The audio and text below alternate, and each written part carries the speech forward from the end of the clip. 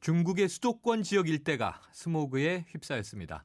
베이징에서는 초미세 농도가 세계보건기구 기준치의 14배에 육박하면서 스모그 황색경보가 발령이 됐는데요. 이 스모그는 내일 우리나라에 영향을 줄 것으로 보입니다. 국립환경과학원 송창근 대기질 통합예보센터장 연결해서 자세한 내용 알아보겠습니다. 센터장님 나와 계십니까? 네, 안녕하세요. 네, 안녕하세요. 이 중국 베이징 당국이 스모그 황색경보를 발령했는데요. 이 중국의 스모그 경보는 어떻게 구분하는 것인지, 또 황색경보면 어느 정도 심각한 수준인지 말씀 부탁드립니다. 네, 중국 베이징 당국은 이제 4단계의 경보 시스템을 가지고 있습니다. 네. 그래서 이 정도가 낮은 순서대로 푸른색, 황색, 오렌지색, 적색 경보로 구분을 하고 있습니다. 네. 근데 이제 이번 황색 경보는 그러니까 낮은 순서에서 밑에서 두 번째 네. 순서가 되겠는데요. 이게 이제 우리가 보통 미세먼지라고 말하는 그 PM10이라고 있는데요. 네. 그게 한 350에서 420 마이크로그램 그 세제곱미터당. 그다음에 네. 우리가 초미세먼지라고 부르는 PM2.5가 있습니다. 네. 이게 한 150에서 250 수준이 한 3일 지속되거나 네. 또는 PM10이 420 또는 그 PM2.5 그 초미세먼지가 250 이상 하루가 지속될 때 발령이 됩니다. 근데 네. 이것은 지금 아까 그 앵커께서 말씀하셨지만 세계보건기구 기준치 한 10배 이상 정도 되는 네. 강한 수준입니다. 네, 강한 수준인데. 자, 이 보통 중국에서 스모그가 심하면요, 우리나라에도 영향을 주는 경우가 많잖아요. 네. 그간 어떤 피해 사례들이 있었습니까? 그러니까 이제 우리나라는 그 편서풍 지역에 있습니다. 편서풍이라는 것은 서쪽에서부터 동쪽으로 바람이 부는 네. 것을 말하는데요. 네. 편서풍 지역에 있으니까 언제든지 중국의 영향을 바로 받을 수가 있습니다. 우리나라가 네. 일단은. 그리고 이제 저희가 한 2, 3년간 저희 그 우리나라의 굉장히 고농도의 미세먼지 사례를 좀 조사를 했더니 네. 중국 고농도로 우리나라 미세먼지가 높을 때 중국의 영향이 한 60에서 80% 정도 됩니다. 네. 그래서 지금 현재 꾸준히 그 영향을 받고 있고요. 그래서 그 서풍 계열 바람이 불게 되면 우리나라에 영향을 미치게 됩니다. 바로. 네. 자, 그러면은요, 이번 중국발 스모그로 우리나라의 미세먼지 농도가 나빠질 가능성 어느 정도인가요?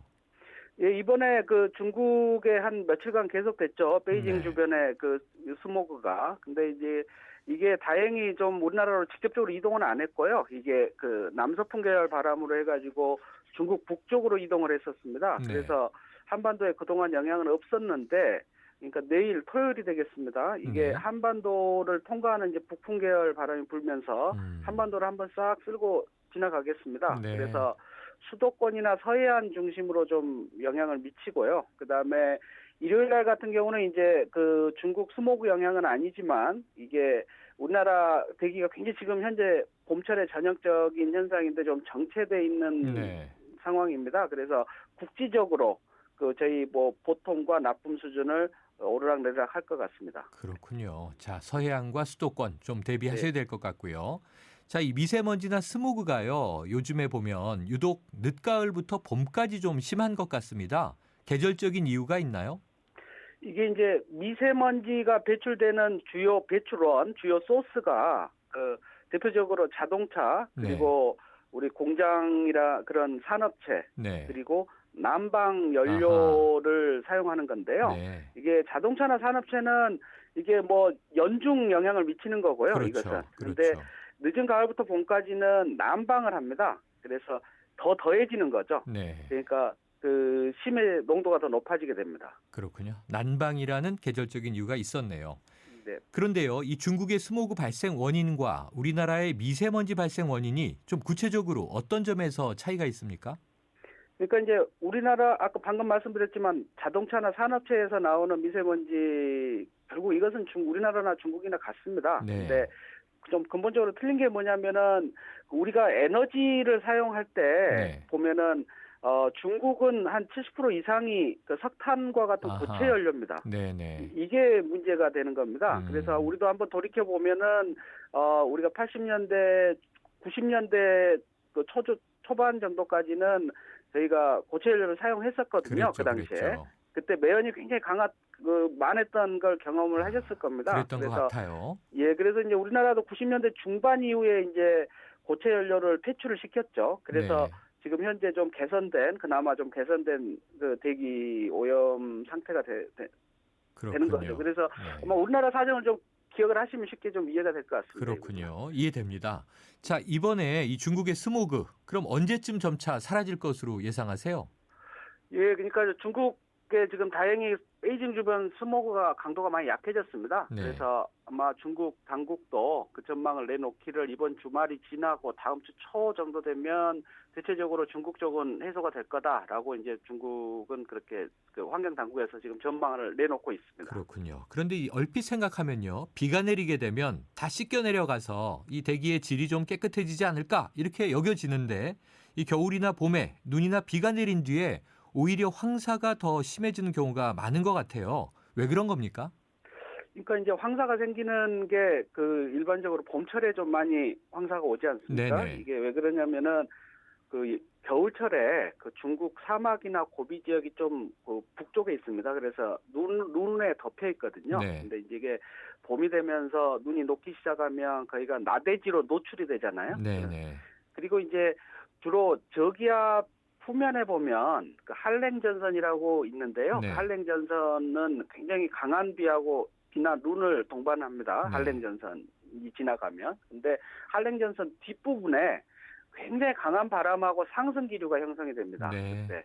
그러면 나대지의 흙이 이제 그 바람하고 상승 기류를 타고 높이 상승하는 거죠. 네. 그래서 이제 우리 한반도로 이동을 하는데 그러면 이제 그게 같이 이동되어 오기 때문에 우리나라의 한랭전선이 지나가면서 눈비가 온 다음에 네. 그 다음에 이제 황사가 보통 오는 경우가 많습니다. 그래서 음. 주로 우리나라에 영향을 주는 황사에 저희들이 조사를 해봤더니 한 70% 정도가 이런 메커니즘을 거쳐서 오더라고요. 네. 자, 그러면은요. 지금 황사 말씀해 주셨는데 올 봄에 우리나라에 영향을 미칠 황사 전망 어떻게 보고 계십니까? 예, 이제 뭐 그 한 2, 3주 전에 기상청에서 그 이번 봄철 기상하고 황사 전망을 발표를 했습니다. 네. 그 전망에 의하면은 올 이제 3월, 4월에는 평년보다 약간 많이 발생을 할 거다. 그리고 네. 5월 달 경우는 약간 적게 발생할 걸로 전망을 해서 전반적으로 올 봄에를 전체적으로 보게 되면 비슷한 수준으로 발생할 거라고 이제 그렇게 전망을 했습니다. 네. 자, 이번 중국발 스모그 이제 다음 주 초면은 사라질 거다 이렇게 말씀해 주셨는데요. 자, 그래도 피해가 생길 상황을 대비해서 좀 우리나라 사람들 어떤 준비해야 될까요?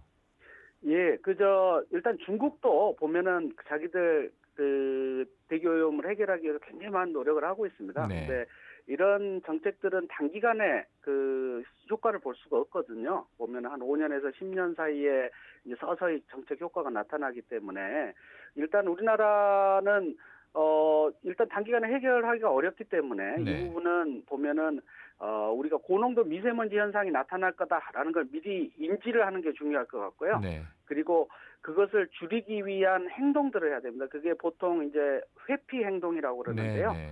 그래서 미리 알고 피해를 줄이기 위한 행동을 해야 된다. 그래서 아무래도 저희 환경부에서 발표하는 그 미세먼지 예보 경보에 항상 그 관심을 좀 가져주셨으면 좋겠습니다. 네. 그리고 저희가 행동 요령도 같이 제시를 해드리기 때문에 네. 그에 맞게 좀 피해를 예방해야 되겠습니다. 네, 그래서 외출을 가급적 피해라 이런 정도 이제 이야기가 기억에 남는데요. 네. 지금 말씀해주신 대로 미세먼지 예보 등급에 따라서 좀 어떤 행동 요령이 필요한지 설명 부탁드릴게요. 예, 이제 미세먼지가 그 나쁨 이상으로 예보가 되게 되면 네. 이제 가장 취약한 그 분들이 어린이하고 노약자분들 네. 그리고 심혈관 질환자가 네. 있습니다. 그리고 그 호흡기 질환자들은 네. 가급적 외출을 삼가해야 됩니다. 네. 그리고 이제 부득이 외출을 한 다음에는 외출을 할 경우에는 이제 식약처에서 인증한 황사 마스크가 있거든요. 네. 그걸 반드시 착용을 하시면 좋겠고요. 네. 그리고 이제 외출 후에 오셔가지고 손을 씻고 그다음에 음. 호흡기 부분을 좀 그 물로 그 헹궈내는 네. 그 개인 위생에 좀 철저히 해주셨으면 좋겠습니다. 그리고 그 여러 전문가들이 이야기를 하는데 물을 많이 마시는 게 도움이 네. 된다고 합니다. 알겠습니다. 오늘 말씀 감사합니다. 네, 감사합니다. 지금까지 송창근 국립환경과학원 대기질 통합예보센터장이었습니다.